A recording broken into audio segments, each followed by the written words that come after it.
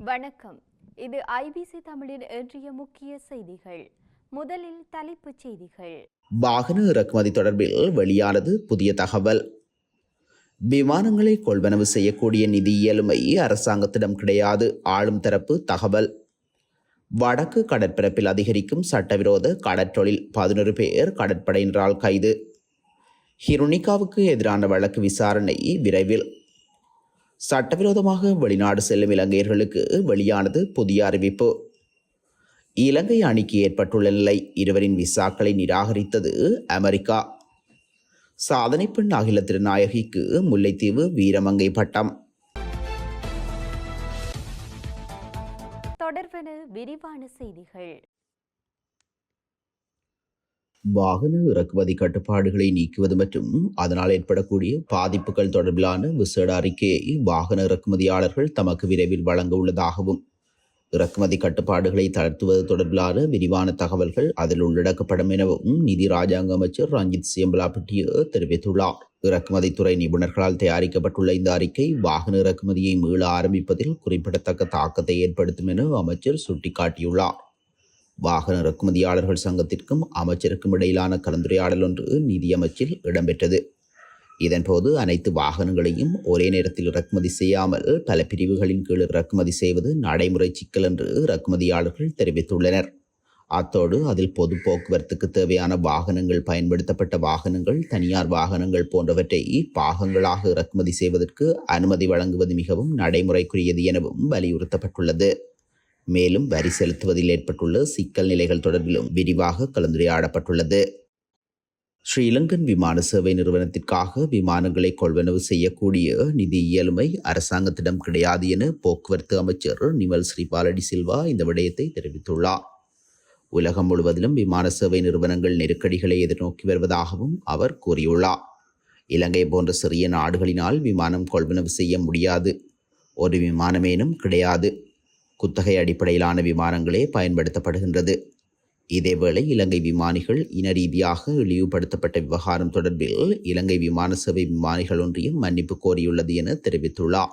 மேலும் வெளிநாட்டு விமான சேவை நிறுவனம் ஒன்று இலங்கை விமானிகள் குறித்த விமானத்தில் பயணிக்க அனுமதிக்கவில்லை என குற்றம் சுமத்தப்பட்ட விவகாரம் குறித்து நாடாளுமன்றிலும் கேள்வி எழுப்பப்பட்டிருந்தமை குறிப்பிடத்தக்கது. சட்டவிரோதமான முறையில் கடற்றொழிலில் ஈடுபட்ட 11 பேர் ஸ்ரீலங்கா கடற்படையினரால் கைது செய்யப்பட்டுள்ளதாக தகவல்கள் வெளியாகியுள்ளன. இதன்படி நேற்றைய தினம் குற்றாப்பு மற்றும் சாலை, கிளிநொச்சி ஆகிய கடற்பரப்புகளில் மேற்கொள்ளப்பட்ட சோதனை நடவடிக்கையின் போதே இந்த கைது இடம்பெற்றுள்ளதாக கூறப்படுகின்றது.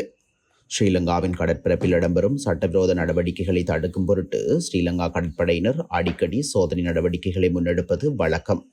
அந்த வகையில் வடக்கு கடற்படை கட்டளையின் வெத்திலகரணி கடற்படை தளபதியின் நெறியாள்கையின் கீழ் முன்னெடுக்கப்பட்ட சோதனை நடவடிக்கைகளின் போது குற்றாப்பு கடற்பரப்பில் சந்தேகத்திற்கிடமான 2 படகுகள் சோதனையிடப்பட்டது.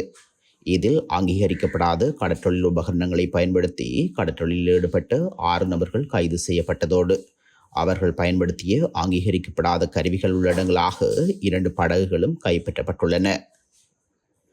இதேபோல சாலை கடற்பகுதியில் மேலும் 2 சந்தேகத்திற்கிடமான படகுகளை சோதனையிட்ட போது இலகுரக கடற்றொழிலில் ஈடுபட்டு 5 பேரை கைது செய்துள்ளனர். இந்த நடவடிக்கையின் போது 2 படகுகள் மற்றும் அங்கீகரிக்கப்படாத கடற்றொழில் உபகரணங்களும் கைப்பற்றப்பட்டுள்ளன. முன்னாள் நாடாளுமன்ற உறுப்பினர் ஹிருனிகாவுக்கு எதிரான வழக்கொன்றை விசாரிப்பது தொடர்பில் மேன்முறையீட்டு நீதிமன்றம் 2 வார கால அவகாசம் வழங்கியுள்ளது. உவா மாகாண ஆளுநர் முகமது முசமிலின் மகன் தாக்கல் செய்த முறைப்பாட்டின் பிரகாரம் இந்த வழக்கு விசாரணை இடம்பெற்று வருகின்றது. குறித்த நபர் பெண்ணொருவரை தாக்கிவிட்டு தலைமறைவாகி இருந்த நிலையில் அது தொடர்பில் ஹிருனிகா தெரிவித்த கருத்துக்களுக்கு எதிராக இந்த வழக்கு தொடுக்கப்பட்டுள்ளது. இந்த நிலையில் ஹிருனிகாவுக்கு எதிராக தாக்கல் செய்யப்பட்ட முறைப்பாட்டை எதிர்வரும் ஜூன் மாதம் 14ஆம் தேதி அழைக்குமாறு மேன்முறையீட்டு நீதிமன்றம் உத்தரவிட்டுள்ளது. மேலும் இந்த வழக்கு தொடர்பான ஆட்சேபனைகளை 2 வாரங்களுக்குள் தாக்கல் செய்ய நடவடிக்கை எடுக்குமாறு ஹிருனிகா பிரேமச்சந்திரவின் சட்டத்திறனிகளுக்கு நீதிமன்றம் கால அவகாசம் வழங்கியுள்ளது. சட்டவிரோதமான முறையில் வெளிநாடுகளுக்கு செல்வதனை இலங்கையர்கள் தவிர்க்க வேண்டும் என வெளிவிவகார அமைச்சரும் அதிபர் சட்டத்திறனியுமான அலி ஜப்ரி வேண்டுகோள் விடுத்துள்ளார்.